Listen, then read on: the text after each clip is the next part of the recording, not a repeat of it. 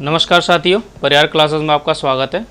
हम राजस्थान हिस्ट्री में मेवाड़ के इतिहास को पढ़ रहे हैं और कल की वीडियो में हमने रावल रतन सिंह तक की कहानी को पढ़ लिया था। आज उससे आगे पढ़ते हैं।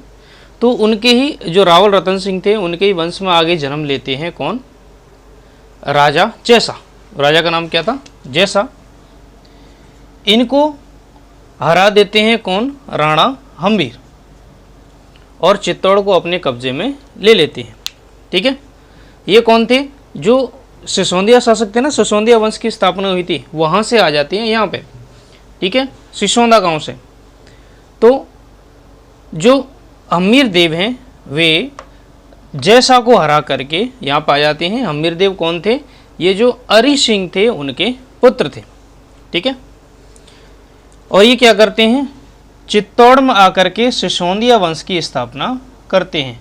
तो चित्तौड़ में सिसोदिया वंश की स्थापना कौन करेंगे? राजा हम्मीर देव।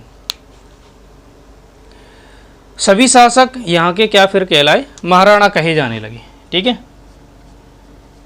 कब से?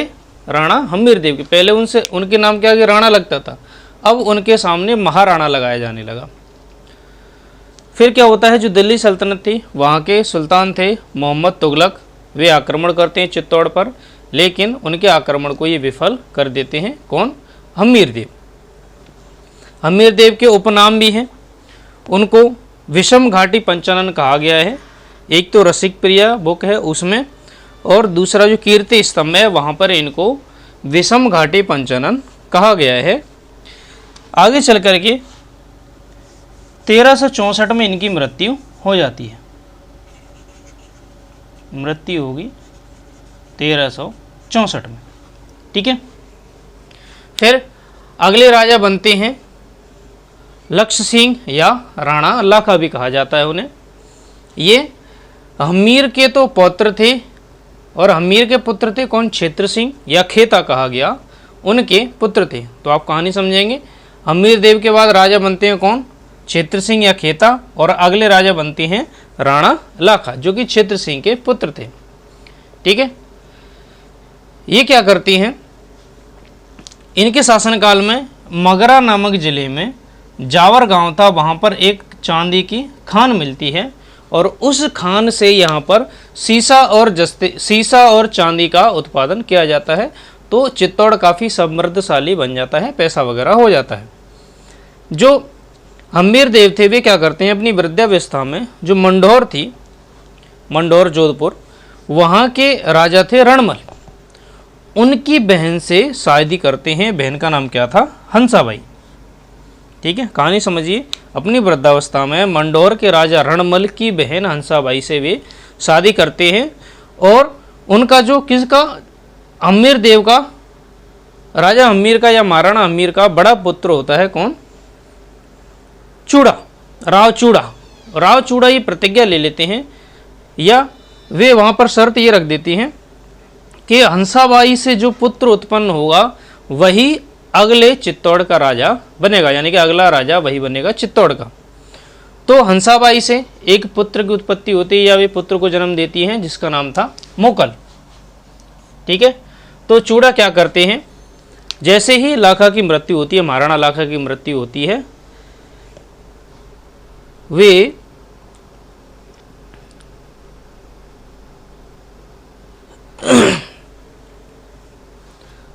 लाखा की नहीं, हम्मीर की।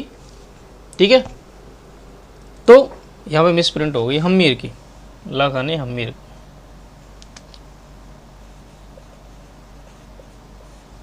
ठीक है, जैसे ही उनकी मृत्यु होती है तो जो चूड़ा था वह अपने वादे के अनुसार मोकल को राजा बना देता है।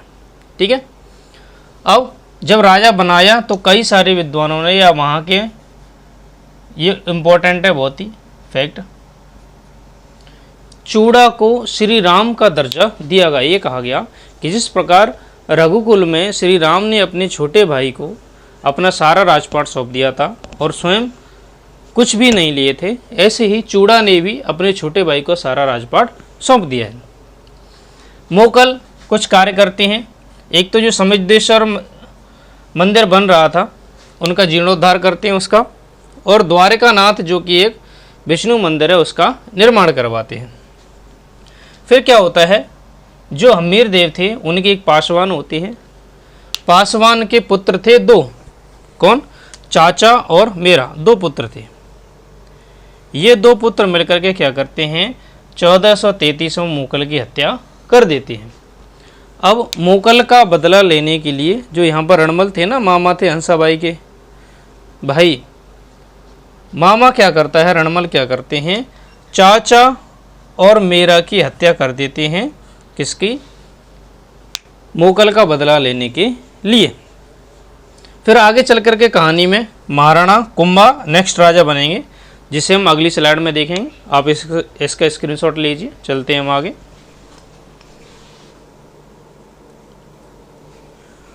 आप एक बार इसे सही कर लीजिए, यहाँ पे है ना लाखा ही आएंगे, ठीक है, मैंने गलती से कर दिया था। यहाँ पे देखिए जो लाखा होते हैं ना, लाखा को हम्मीर देव पौत्र होते हैं हम्मीर देव, लेकिन जो लाखा की मृत्यु होती है ना, यहाँ पे वृद्धावस्था में भी शादी करते हैं, तो यहाँ पर मुगल है वो लाखा का ही पुत्र होता है, ठीक है, वृद्धावस्था में हुई थी, तो राणा लाखा ही आएगा यहाँ पे, आप सही कर लीजिए, ठीक है।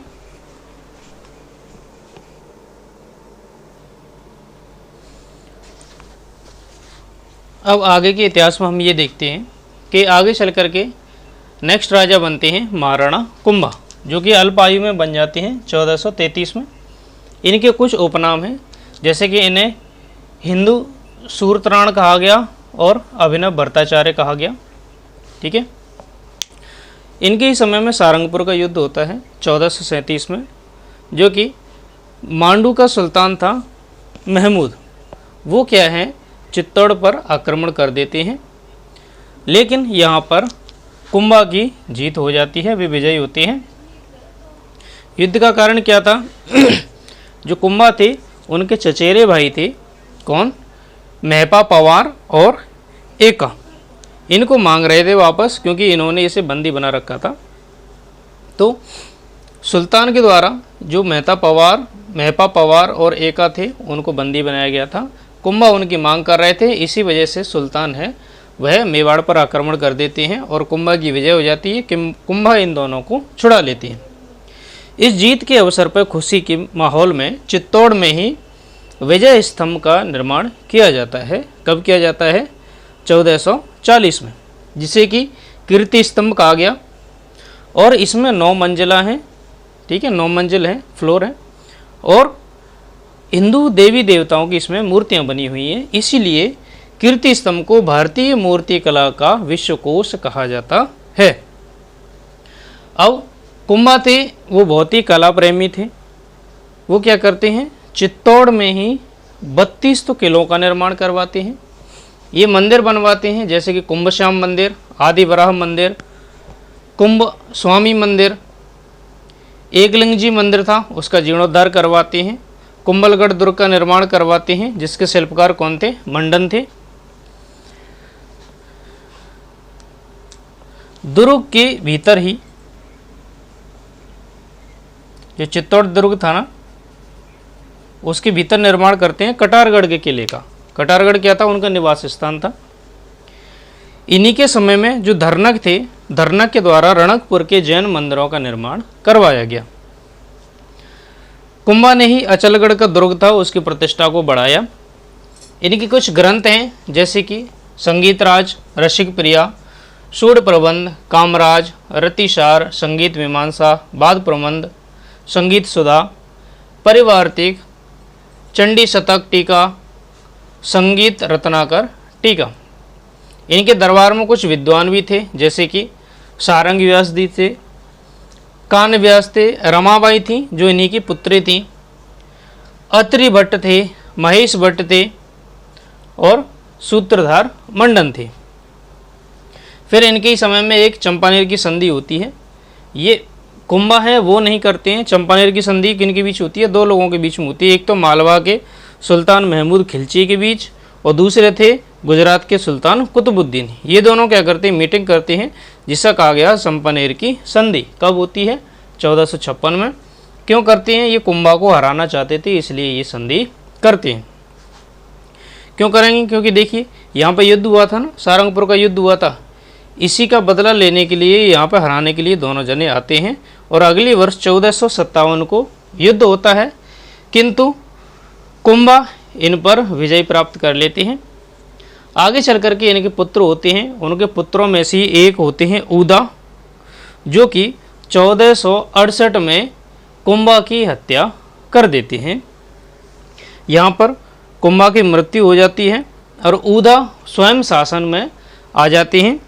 आगे चल कर के इनके ही जो कुंभा थे उनके ही पौत्र जो हैं राणा सांगा आएंगे, जिन्हें हम अगली वीडियो में देखेंगे। ठीक है, तो यहाँ तक की वीडियो देखने के लिए धन्यवाद। Thank you. आप स्क्रीनशॉट ले लीजिए।